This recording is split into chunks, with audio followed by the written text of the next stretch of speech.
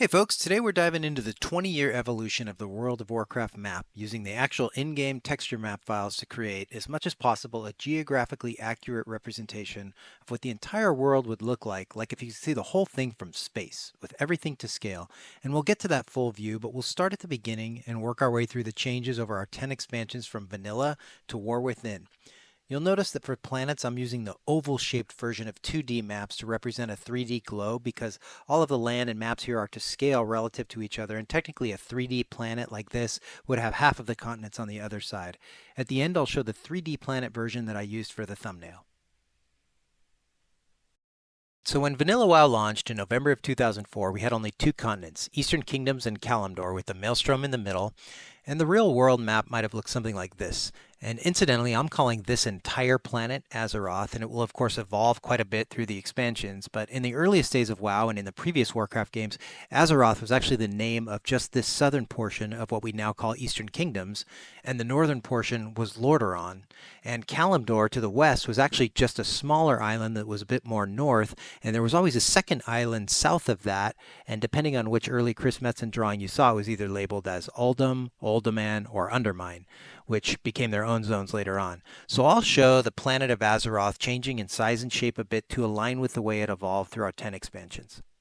At launch over here in Kalimdor, we had Teldrassil, Indarnassus, Darkshore, Fellwood, Moonglade, Winterspring. Hyjal was technically inaccessible, Ashenvale, Azshara, Stone Talon Mountains, the Barrens, Durotar with Orgrimmar, and models for cities were laid on top of flat areas on the main map. We had Desolace, Mulgore and Thunderbluff, Duskwallow Marsh, Feralus, and it still included the Isle of Dread that was later removed, Thousand Needles and Shimmering Flats, Silithus with Ahn'Qiraj to the south, Ungora with a big unfinished area that would later be Uldum, Teneris, and a few little islands off the south that were also later deleted. Over here in Eastern Kingdoms, we had Eastern Plaguelands, Western Plaguelands, Tirisfal with Undercity, Silverpine, Alterac and Hillsbrad, Hinterlands, Arathi, Wetlands, Dunmoreau, Loch Modan, the Badlands, Searing Gorge, Burning Steppes, Redridge, Elwind and Stormwind, Westfall, Duskwood, Deadwind Pass, Swamp of Sorrows, Blasted Lands, and Stranglethorn Vale. And that's how the map stayed until January of 2007 when the Burning Crusade launched, and the big addition there was the new area of Outland. Now, Outland was technically not a planet. It was described as the shattered remnants of Draenor, so we just have it floating in space like this. Outland had 7 new zones. We started off here in Hellfire Peninsula over at the Dark Tower. Shadow Moon Valley was down here with Black Temple over here. This was Terakar Forest. It included the main new shared city of Shattrath. Had Nagrand, Zangarmarsh, Blades Edge Mountains, and Netherstorm. And again, it was just floating in space and shown in the in-game world maps roughly to the lower left of Azeroth, so I have it there. In TBC, we also had a few minor additions to the planet of Azeroth, mainly to support the addition of 2 new races to the game.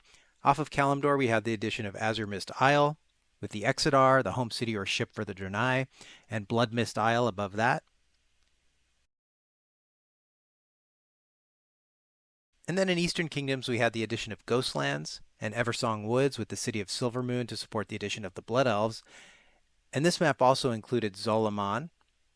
And this section actually bothers me a little bit because it's a clear addition to the main continent. It's meant to align, but it's actually instanced separately from the main continent in the game, and because of that, it doesn't line up perfectly. You can see the new area is missing this troll quest area from EPL, and sections or background areas from Ghostlands overlap the other areas of the main continent. At any rate, that's how the world looked until the next expansion, Wrath of the Lich King, in November of 2008, and of course the new continent of Northrend. Northrend had 9 zones. One of 2 starting areas was the Howling Fjord, Grizzly Hills, Zuldrak, the Storm Peaks, Dragonblight, Ice Crown with Ice Crown Citadel in the middle, Sholazar Basin, Wintergrasp, the PvP zone, and the other starting area of Borean Tundra. And right in the middle was the new shared capital of Dalaran.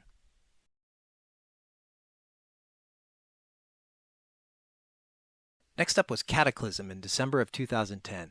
We had 7 new zones added, and while the geography at the planet level didn't change all that much, the continents were both completely overhauled to allow for flying and to show all of Deathwing's destruction.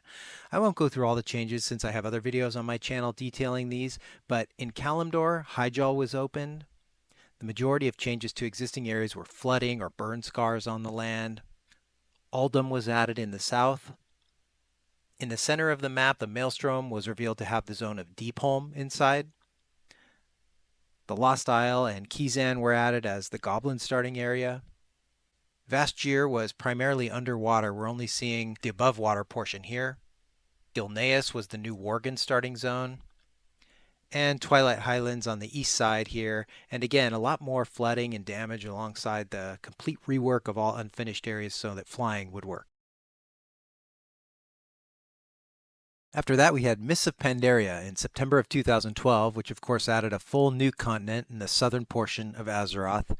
Pandaria had 7 zones and 2 smaller island areas. We started off in the Jade Forest, Krasarang Wilds, Valley of the Four Winds, Vale of Eternal Blossoms, Kunlai Summit, Townlong Steppes, and the Dreadwastes. And technically separate sort of mini zones were the Timeless Isle here and the Isle of Thunder up here.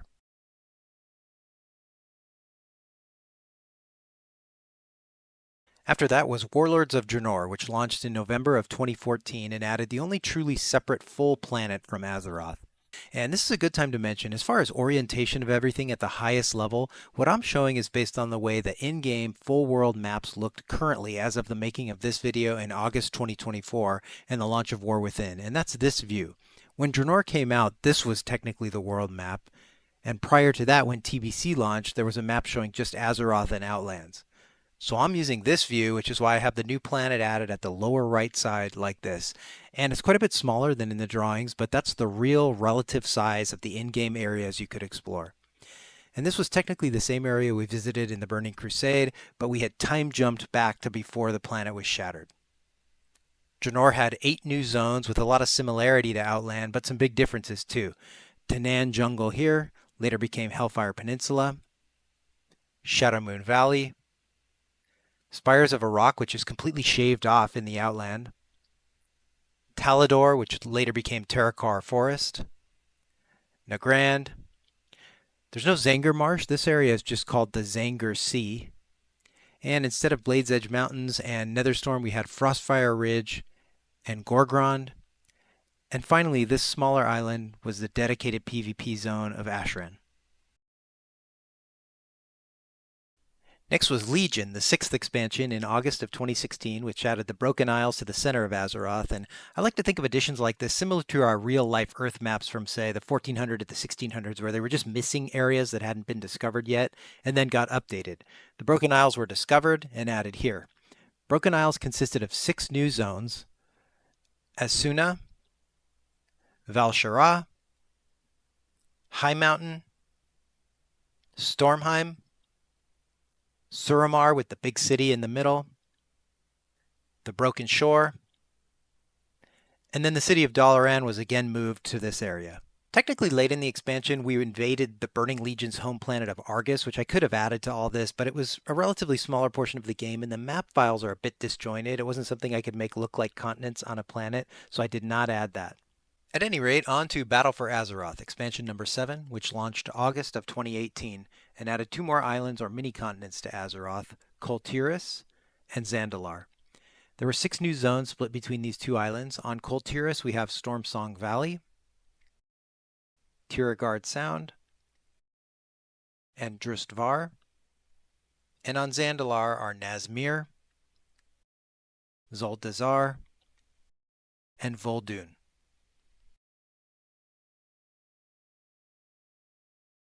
Next was Shadowlands in November of 2020, and like Outland, Shadowlands was technically in another dimension, so in the most literal sense, it might not be in the same universe, but I'm showing it roughly where it sits in the in-game world map to the upper left of Azeroth. Shadowlands has 7 zones floating in space. We would start off in Oribos, which is a tall, thin tower, so this top-down view is pretty simple. Maldraxxus, Bastion, Zereth Mortis, Ardenweald, Revendreth, and the Maw.